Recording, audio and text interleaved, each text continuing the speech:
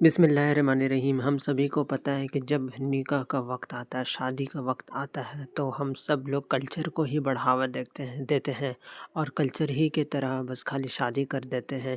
اور چاہے جتنا ہی دیندار آدمی کیوں نہ ہو جائے، لیکن وہ بالکل بھی وہ نہیں شادی کرتا ہے سنت کے مطابق، لیکن وہ شادی کرتا ہے تو صرف کلچر کو دیکھ کے، جتنا کلچر اسے اجازت دیتا ہے، جس میں صرف ہندوانہ، خالص ہندوانہ رسم ہوتے ہیں، رسم و رواج ہوتے ہیں اور اس طریقے کی چیزیں ہوتی ہیں، جیسے کہ مہندی کا، ہلدی کا رسم، غیر عورت آ کر کے آدمی جس کا شادی ہو رہا ہے اس کو ہلدی لگاتی، یہ سب کیا جاہلانہ والا رسم ہے۔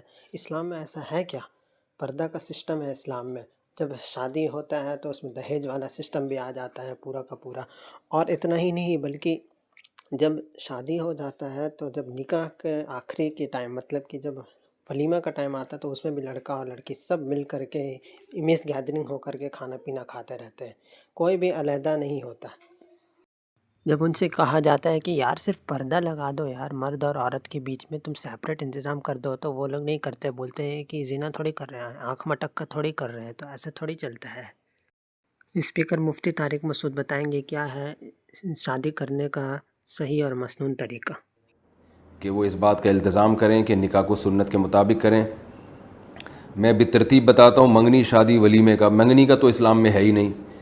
عربی بڑی فصیح و بلیغ زبان ہے، مگر عربی میں منگنی کا لفظ ہی نہیں ہے، خطبہ کا لفظ ہے۔ خطبہ، خطبہ کہتے ہیں نکاح کا پیغام بھیجنا۔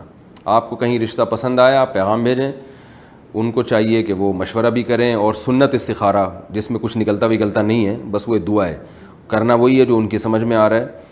تو جواب دینے میں وہ تاخیر کر دیں، اچھی طرح تفتیش کریں، اس میں کوئی حرج نہیں ہے۔ لیکن جب ایک دفعہ ان کی سمجھ میں آ گیا کہ ہاں یار یہ ہمیں قبول ہے، اگر سمجھ میں نہیں آ رہا کچھ وقت کے بعد وہ کہہ دیں بھئی انکار ہے، اور اگر سمجھ میں آ رہا ہے تو وہ کہتے ہیں بھئی قبول ہے۔ جیسے ہی قبول ہے ہوا، فوراً آپ ان سے بولیں بھئی پھر بتائیے کہ کب نکاح کرنا ہے، تو وہ آپس کی جو ہے نا انڈرسٹینڈنگ سے آپ لوگ طے کر لیں کہ بھئی کب نکاح کرنا ہے۔ یہ سارے کام، کوئی تقریب نہیں، اس کی کچھ بھی نہیں۔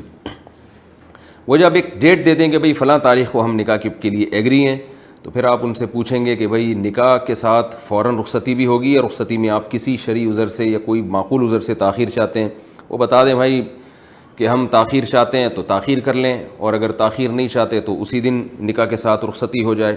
تو پھر نکاح کی تقریب کیسے ہوگی کہ کہیں پہلے سے کوئی بڑا مجمع لگا ہوا ہو، جیسے جمعے کی نماز میں مجمع ہوتا ہے پہلے سے ہوتا ہے، یا عصر کی نماز میں بھی لوگ ہوتے ہیں، تو مسجد میں آپ جائیے، امام صاحب کو بتائیے کہ بھئی مسئلہ یہ ہے کہ فلاں جگہ میں نکاح کرنا چاہتا ہوں، تو فارم وغیرہ دے دیں آپ، ہم فل کر کے آپ کو دے دیں گے، آپ فلاں تاریخ کو آپ نے نکاح پڑھانا ہے۔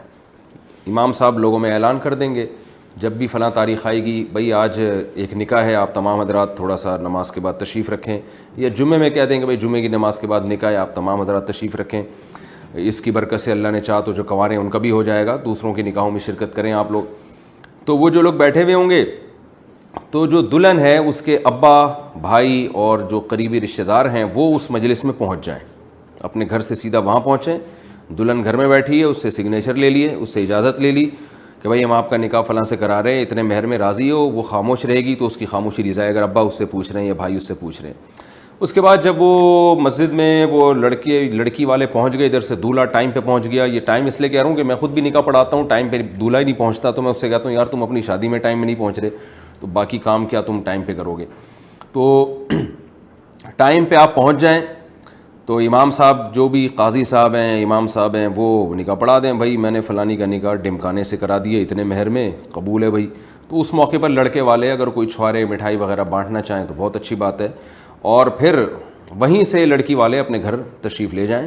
لڑکے والے اگر رخصتی ہے تو لڑکے والے بھی ان کے ساتھ چلے جائیں، اور نہیں ہے رخصتی تو جب رخصتی ہوگی اس وقت جا کے دلہن کو لے آئیں۔ تو یہ تو نکاح کا ہو گیا، اور کوئی بارات ورات نہیں ہوگی اس میں۔ پھر کیا ہوگا کہ جب رخصتی کا ٹائم ہے تو لڑکے کی طرف سے بھائی اس کی اماں، اس کی بہنیں جو بھی دلہن کو لے جانا چاہتی ہیں بڑی عزت محبت کے ساتھ جائیں دلہن کے گھر میں۔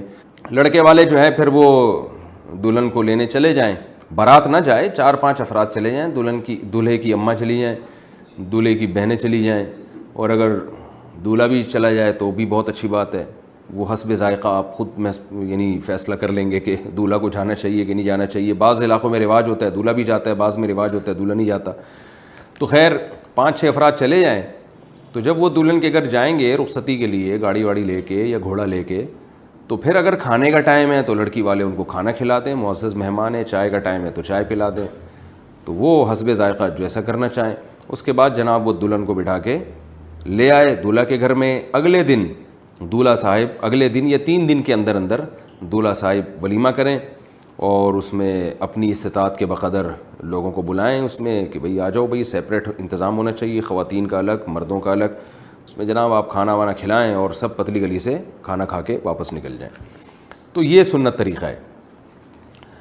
تو اس کے علاوہ جو کچھ ہو رہا ہے یہ غلط رسومات ہیں، ہندوؤں سے لی گئی چیزیں ہیں جس کی وجہ سے معاشرے کا بیڑا غرق ہو رہا ہے۔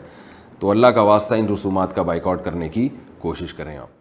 میرا چینل سبسکرائب کریں اور بیل آئیکن کو ضرور پریس کر دیجیے گا تاکہ نوٹیفیکیشن ملتا رہے۔